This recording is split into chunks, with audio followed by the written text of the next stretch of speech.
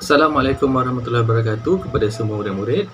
Apa khabar semua? Cikgu harap kamu semua berada dalam keadaan sihat dan gembira dan bersedia untuk menerima pembelajaran kita pada hari ini. Jadi hari ini kita akan masuk pada tajuk baru iaitu tenaga dan tenaga biasa yang kamu sebut setiap hari kan. Jadi hari ini objektif kita yang pertama ialah menyatakan apakah yang dimaksudkan dengan tenaga. Dan yang kedua, menyatakan sekurang-kurangnya 5 sumber tenaga yang biasa digunakan oleh manusia pada hari ini. Jadi untuk mencapai objek kita yang pertama, kita lihat gambar ni. Ada pelbagai objek dan juga termasuklah manusia dan juga haiwan masing-masing sedang menjalankan tugas masing-masing. Dapur untuk memanaskan makanan, kereta bergerak, roket juga bergerak, manusia mengangkat barang, helang sedang terbang, TV sedang menyalakan skrin dan mengeluarkan bunyi. Jadi semua benda dan juga manusia dan juga haiwan ini memerlukan sesuatu untuk dia menjalankan tugas masing-masing. Tanpa keperluan tersebut, tugas-tugas itu tidak boleh dilakukan. Dan apakah keperluan itu? Keperluan itu yang kita panggil sebagai tenaga. Jadi tenaga bolehlah kita panggil sebagai keupayaan untuk melakukan sesuatu kerja. Objektif kita yang kedua, menyatakan beberapa sumber tenaga. Jadi yang pertama, sumber tenaga yang paling berharga untuk kita ialah matahari. Dan ia dikenali sebagai sumber tenaga utama di dunia. Kenapa ia dipanggil sebagai sumber tenaga utama? Kerana dengan matahari, dia menyinari alam kita setiap hari dan kita mendapat cahaya yang percuma setiap hari dan membantu kita menjalankan tugas. Ia juga membekalkan kita haba untuk menjemur pakaian. Ia juga diperlukan oleh tumbuhan untuk membesar dan menjalankan fotosintesis untuk menghasilkan makanan untuk kita dan juga haiwan-haiwan. Selain itu, ia juga memberikan cahaya kepada panel solar supaya panel solar boleh menghasilkan tenaga elektrik untuk digunakan di rumah-rumah seperti menyalakan lampu, menghidupkan kipas dan lain-lain lagi. Jadi dengan peranan yang penting ini, yang pelbagai ini yang boleh dijalankan oleh matahari, layaklah dia dipanggil sebagai sumber utama tenaga kepada kita. Kedua, apakah sumber utama yang biasa kita gunakan? Iaitu bahan api fosil, yang terdiri daripada petroleum dan juga arang batu serta gas asli. Jadi apakah dia bahan api fosil? Bahan api fosil, kira-kira jutaan tahun dahulu, alam sekeliling kita dipenuhi oleh tumbuhan dan juga haiwan-haiwan. Dan apabila mereka ini mati ataupun pupus, sisa-sisa mereka ini, bangkai mereka akan tertimbus di bawah batuan dan juga tanah-tanah. Yang warna hitam tu, itu adalah sisa-sisa haiwan dan tumbuhan yang mati. Dan disebabkan tekanan dan suhu yang tinggi, sisa-sisa ini akan bertukar menjadi bahan yang kita panggil sebagai, kalau dicecair kita panggil petroleum, tapi kalau dalam bentuk pepejal kita panggil dia arang batu. Tapi dia berpunca daripada fosil-fosil itu tadi. Dan tidak semua tempat mengandungi petroleum ataupun bahan api fosil ini. Ini tugas geologis ataupun ahli kaji bumi untuk mengenal pasti kawasan-kawasan yang terdapat bahan api fosil ni tadi, terutama petroleum lah. Dan apabila satu kawasan itu dikenal pasti mempunyai sumber bahan api fosil, kerja mencari gali atau menggerudi dijalankan. Begitu juga di dasar laut. Terdapat bahan api fosil di bawah dasar laut itu. Dan untuk itu pelantar minyak akan dibina dan akan menggerudi dasar laut tersebut sehinggalah gerudi tersebut sampai kepada kawasan yang dikatakan mempunyai sumber bahan api fosil tu tadi. Ini adalah salah satu kerja menggerudi dasar lautan lah. Dan apabila terjumpanya petroleum, maka petroleum akan disedut, dan akan diproses di daratan. Kalau kita tengok gambar ni, itu yang panjang-panjang tu untuk menyedut petroleum. Dan apabila ia disedut, dia akan dihantar ke tempat di mana ia diproses. Kalau di atas darat, dia terus salurkan daripada atas darat. Kalau dari laut, dia akan salurkan melalui saluran bawah laut. Kalau dari kapal, dia akan terus hantar ke darat untuk diproses dan akhirnya digunakan sebagai petrol, diesel dan juga kerosin untuk kapal terbang, okay, untuk menghasilkan tenaga elektrik, untuk memasak, untuk memanaskan air dan sebagainya. Jadi itulah puncanya ataupun dari mana bahan api fosil itu datang dan bagaimana ia diperolehi dan digunakan oleh manusia. Dan sekarang ini bahan api fosil merupakan sumber tenaga yang paling utama kita gunakan juga di seluruh dunia. Okay. Untuk yang seterusnya, kita perlu berkenalan dengan alat ini dulu supaya kita boleh tahu bagaimana sumber-sumber yang lain itu kita gunakan dalam kehidupan seharian kita.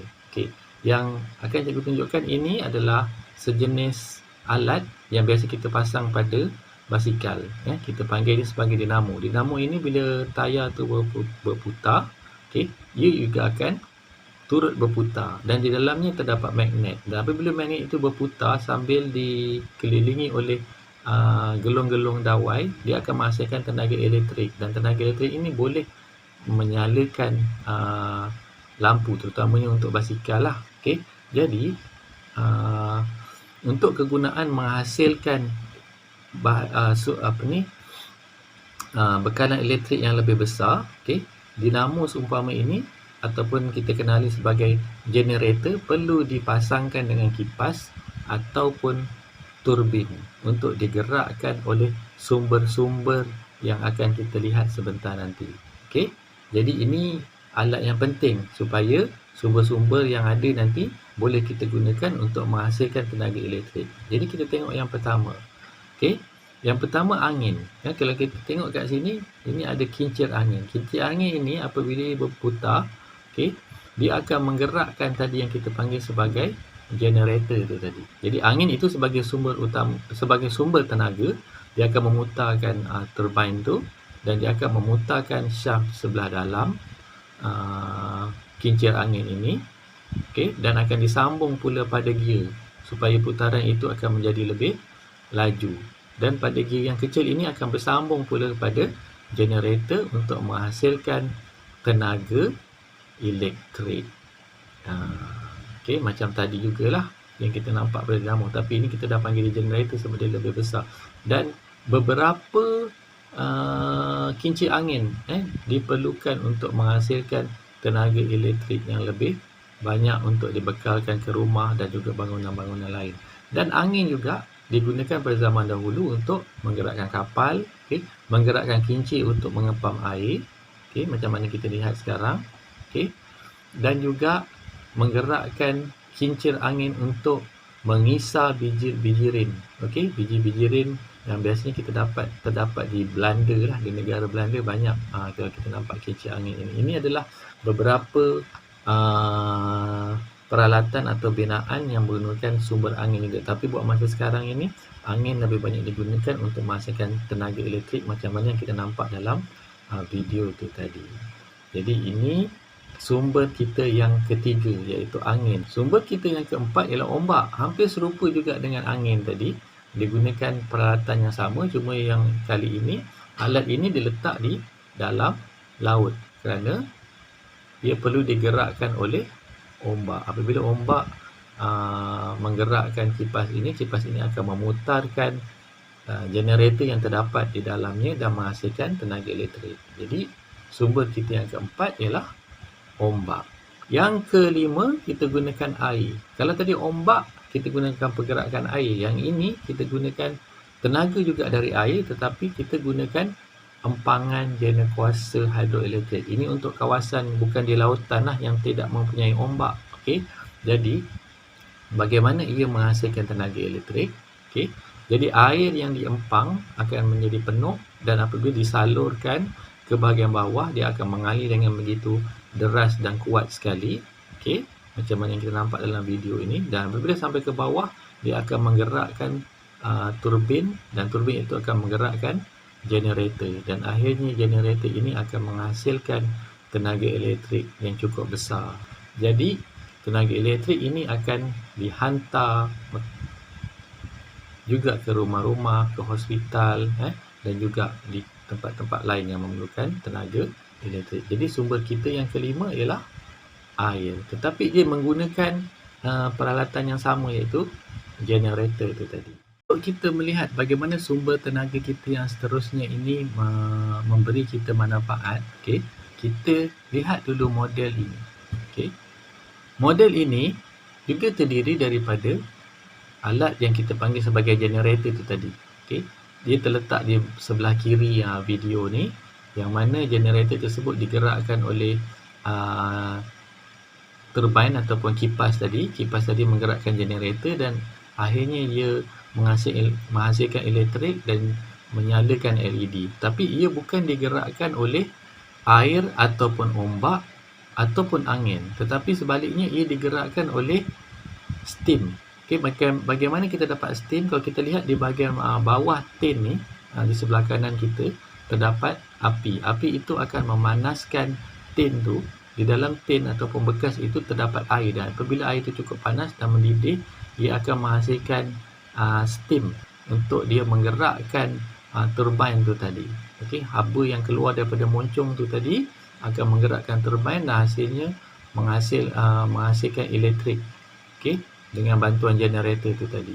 Jadi model inilah yang digunakan oleh sumber kita yang seterusnya ini untuk menghasilkan tenaga elektrik. Apa sumber kita yang seterusnya? Ialah bahan nuklear. Biasa orang sebut nuklear tu kan. Kita tahu bom nuklear. Apa dia nuklear? Nuklear ni sejenis mineral atau batuan, tapi bukan batuan biasa. Dia mempunyai tenaga yang cukup besar dan kita tak boleh menghampiri pun sumber ini kerana ia mempunyai sinaran radioaktif yang sangat berbahaya. Tapi ni dalam gambar tak ada masalah lah. Dan sumber tenaga ini akan diaktifkan atau diletupkan dalam loji nuklear yang mana kita nampak dalam gambar tu. Okey, di bawahnya. Okey, kita tengok macam ni dalam video ni. Jadi apabila bahan nuklear tersebut diletupkan ataupun diaktifkan, dia akan menghasilkan haba. Nampak tak haba tu yang mengalir ke bahagian tengah video ni, dan haba itu memanaskan air, dan air itu akan menghasilkan steam yang cukup panas untuk menggerakkan turbin dan akhirnya menggerakkan generator untuk menghasilkan elektrik. Okey, bezanya reaktor nuklear dengan model tu tadi hanyalah pada bahagian kiri, iaitu kalau tadi kita gunakan api, sekarang ini kita gunakan nuklear, tapi tujuannya tetap sama, untuk menghasilkan haba, untuk memanaskan air dan menghasilkan steam, dan steam itu akan menggerakkan turbin dan turbin itu menggerakkan generator untuk menghasilkan elektrik. Jadi itulah caranya bagaimana bahan nuklear itu manusia gunakan untuk menghasilkan tenaga elektrik. Sumber yang seterusnya ini juga menggunakan model yang sama macam kita lihat dalam video tadi, tetapi kali ini kita menggunakan sumber yang kita namakan sebagai biogesim. Okey, apa dia biogesim? Ialah hasil-hasil ataupun sisa daripada hidupan seperti tinja haiwan ataupun hampas-hampas daripada sumber pertanian yang boleh menghasilkan haba apabila dibakar. Okey, jadi kita lihat dalam video ini bagaimana biogesim digunakan sebagai sumber. Okey, jadi sisa-sisa pertanian ini akan dibawa ke satu tempat, okey, dan akan dihimpunkan di situ dan akan dibakar. Apabila dibakar, ia akan menghasilkan haba. Okey, dan haba itu akan digunakan untuk memanaskan air. Air itu akan cukup panas sehingga ia menghasilkan steam. Okey, dan steam itu akan dialirkan sehinggalah ia dapat menggerakkan turbin ni tadi, dan turbin akan memutarkan generator untuk menghasilkan tenaga elektrik. Okay, jadi itu bagaimana sumber kita yang seterusnya, iaitu biogesim, manusia manfaatkan untuk menghasilkan tenaga elektrik. Jadi dengan penerangan yang telah Puan Cikgu sampaikan itu tadi, maka diharapkan kamu dapat menguasai objektif pembelajaran kita pada hari ini dan dapat menjawab soalan-soalan dan juga menyempurnakan latihan-latihan ataupun tugasan yang telah pun cikgu berikan.